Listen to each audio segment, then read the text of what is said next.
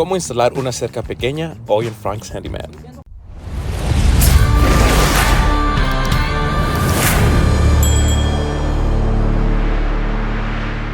Hola amigos, bienvenido a este episodio de Frank's Handyman. El día de hoy vamos a poner una cerca aquí. Primero tenemos que bajar toda la madera.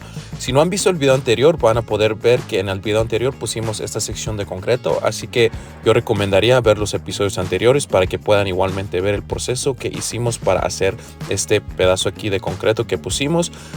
Igualmente vamos a poner una cerca para terminar el proyecto aquí.